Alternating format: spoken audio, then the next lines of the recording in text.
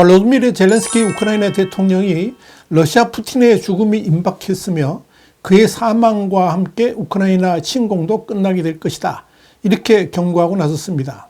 물론 푸틴의 죽음이 의미하는 바에 대해서 구체적인 설명은 하지 않았지만 살벌한 언어로 경고했다는 점에서 귀추가 주목되고 있습니다. 이런 와중에 우크라이나는 러시아의 또 다른 지역인 벨고로드 인근으로 진격하면서 제2의 쿠르스크 승전보를 준비하고 있습니다. 여기에 대해서 Y타임즈가 짚어봤습니다. 지금 시작합니다.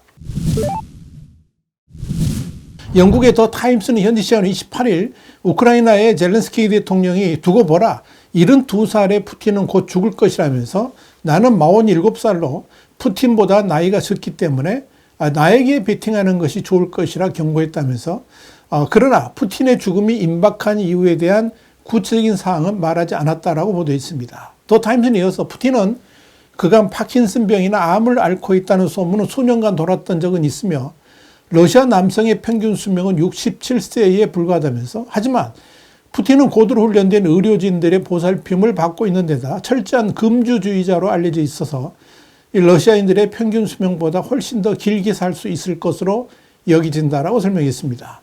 이와 관련해 우크라이나의 군사정보국장인 키릴로 부다노프는 2년여 전에 푸틴이 암에 걸렸으며 그의 자녀 수명은 길지 않을 것이라 말한 바 있습니다. 그 역시 그런 주장에 대한 구체적 증거는 제시하지 않았습니다.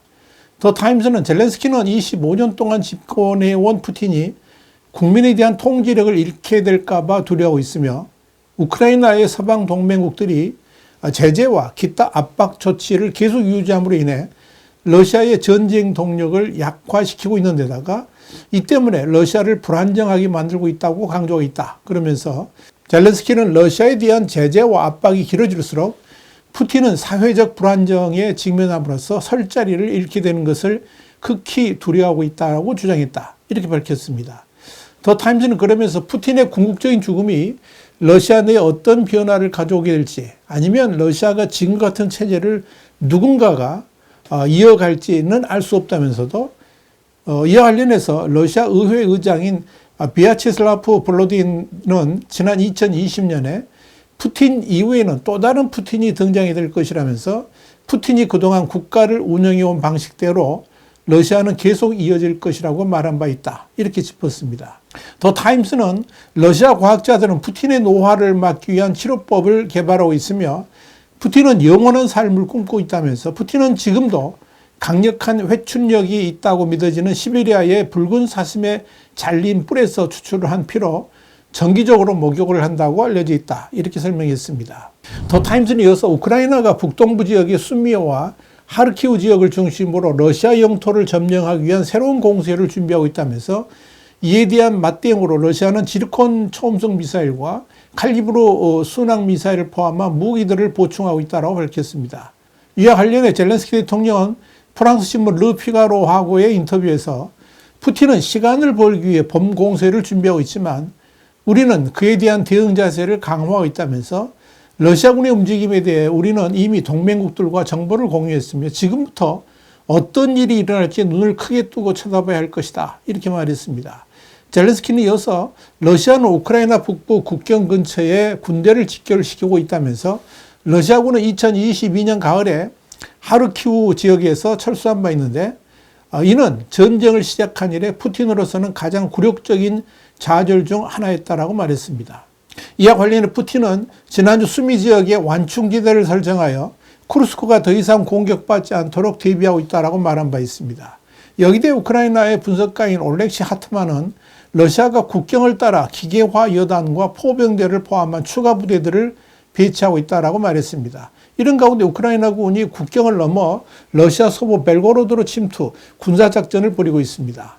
우크라이나군이 러시아 영토에서 본격적으로 작전을 벌이는 건 작년 8월 러시아 쿠르스크주 일부 지역을 기습적으로 점령한 이후 첫 사례입니다. 바체슬라프 글레도코프 벨고로드 주지사는 현지 시간 27일 텔레그램 메시지를 통해서 지난 하루 동안 우크라이나군이 포탄 161발과 드론 39대를 동원해 벨고로드 내 6개 지역을 공격했으며 민간인 1명이 다쳤다라고 밝혔습니다. 우크라이나군은 포벽과 드론 공습으로 이 벨고로드 내 러시아군의 지휘소와 교량, 군수창고 등을 정밀 타격했습니다. 목표물을 보면 군사작전을 전개하려는 듯한 양상입니다. 우크라이나군 소규모 정예부대는 이미 일주일 넘게 벨고로드에 침투해서 작전을 벌이는 것으로 알려졌습니다. 이와 관련해서 러시아군은 이런 피해가 발생했어도 우크라이나군을 격퇴하고 국경을 지키고 있다는 입장입니다. 영국의 텔레그래프도 미국 전쟁연구소 ISW를 인용해서 벨고로드 내 데미도프카, 프리레세, 포포프카 등 마을에서 치열한 전투가 벌어지고 있다고 보도했습니다. 벨고로드는 우크라이나와 국경을 맞댄 러시아 서부 지역으로 작년 8월 우크라이나군이 진입한 쿠르스크와도 이웃한 땅입니다. 우크라이나군이 쿠르스크에 이어서 두 번째로 러시아 영토인 벨고로드에 새로 진입했다는 것입니다. 작전에는 500명 미만의 대대가 출동한 것으로 알려졌습니다. 병력 규모는 작지만 최정예 부대이고 미국이 지원한 브래들리 전차도 수십 대가 투입된 것으로 알려졌습니다. 우크라이나군은 벨고로드 진입을 공식적으로 발표하지는 않았습니다. 다만 자국 접경 지역인 동북부 수미로 러시아군이 진격하는 것을 막기 위한 전술적 조처를 하고 있다라고만 설명했습니다. 이런 우크라이나의 벨고로드 진입은 쿠르스크에서의 수세를 타개하고 전선을 다변화하려는 의도로 분석됩니다. 러시아와 우크라이나는 최근 미국의 중재로 에너지 시설 및 흑해에서의 부분 휴전에 합의했지만 지상작전은 휴전 범위가 아닙니다. 러시아군은 그동안에 전면 휴전에 합의하기 전까지 자국 영토로 진입한 우크라이나를 모두 쫓아내고 도네츠크와 루안스크를 비롯한 기존 우크라이나 점령지를 최대한 넓히려는 움직임을 보여왔습니다. 특히 쿠르스크에서 공세를 강화해서 우크라이나에 내줬던 지역을 70% 이상 탈환한 상태입니다. 아울러 국경 너머인 수미 등지로 군을 진입시키는 등 쿠르스크에서 버티고 있는 우크라이나군을 고립시키려는 작전이 한창입니다. 이런 상황에서 우크라이나군의 벨고로드 작전은 쿠르스크 탈환에 집중하던 러시아군의 병력을 분산시키고 향후 정전 협상에서의 협상 카드를 추가로 확보하려는 의도라는 게 군사 전문가들의 평가입니다. 다만 이번 작전이 일시적 급습에 그칠지 혹은 장기적인 주둔의 발판을 마련할 수 있을지 등 전황과 전망에 대한 평가는 아직 섣부른 것으로 판단됩니다. 이와 관련해서 올레시아 호리 아이노바 우크라이나 안보협력센터 공동설립자는 텔레그래프에 러시아 방어선을 새로 뚫은 우크라이나군은 전술적 위치를 개선하고 주도권을 다시 확보했다면서 러시아가 자신의 계획을 강요하지 못하게 만든 것이다. 이렇게 평가했습니다. 또한 러시아의 전쟁 블로거인 블라디미르 로마노는 우크라이나가 공격한 데미도프카의 전황을 전하면서 러시아군이 다 포기하고 물러났다. 적군이 이곳을 점령했다라고 전했습니다. 반면 민주주의 수호재단의 존 하디는 러시아가 이번에는 대비가 잘 되어 있는 것 같다면서 작전의 규모도 이전보다 확연히 작다라고 관측했습니다. 또 친러시아 전쟁 블로거인 라이바는 텔레그램을 통해서 적군이 반복적으로 국경을 넘어서 우리 거점에 진입하려 하고 있다면서 여전히 긴박한 상황이다. 이렇게 전했습니다. 결국 작전 성패는 시간에 좌우된다는 분석도 뒤따릅니다.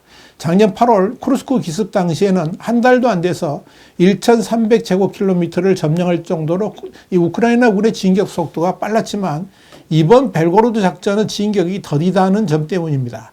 부족한 병력을 추가 투입하기 어려운 데다가 미국의 지원을 얻기 어려운 상황이므로 단기간에 유의미한 전과를 올리지 못하면 또다시 수세에 몰릴 수도 있다. 이런 지적도 나옵니다. 이런 와중에 푸틴은 우크라이나에 임시정부를 수립하는 방안을 제안하면서 젤렌스키 대통령을 정면 겨냥했습니다. 로이터 통신 현지 시간 28일 푸틴이 러시아 최북서단 무르만스크를 방문한 자리에서 유엔, 미국, 유럽 국가들 및 우리 파트너들의 지원 아래 우크라이나에 임시정부가 들어설 수 있다면서 이는 민주적 선거를 실시하고 국민의 신뢰를 받을 정부가 들어서기 위한 것이며 그런 다음 그들과 평화조약에 관한 대화를 시작하기 위한 것이다. 이렇게 주장했습니다. 이 같은 제안은 협상 테이블에서 젤렌스키 대통령을 배제하기 위한 포석으로 풀이가 됩니다. 우크라이나 전쟁으로 대선이 무기한 연기되면서 젤렌스키가 자신의 원래 임기 지난해 5월인데 이걸 넘겨서 대통령직을 수행하고 있죠. 이걸 공략해서 압박 메시지를 발신한 겁니다. 푸틴 대통령, 도널드 트럼프 미국 대통령에 대해서는 그가 분쟁을 끝내기를 바라고 있다면서 우호적으로 평가했습니다. 앞서 트럼프 대통령은 젤렌스키에 대해서 선거를 치르지 않은 독재자라고 비난한 바 있습니다. 그러나 푸틴의 이번 발언에 대해 백악관 국가안보위원회 대변인은 우크라이나의 통치는 해당국의 헌법과 국민에 의해 결정된다라고 말하면서 푸틴의 발언을 일축했습니다. 화이트하우스 국제정세 분석의 주북이었습니다. 감사합니다.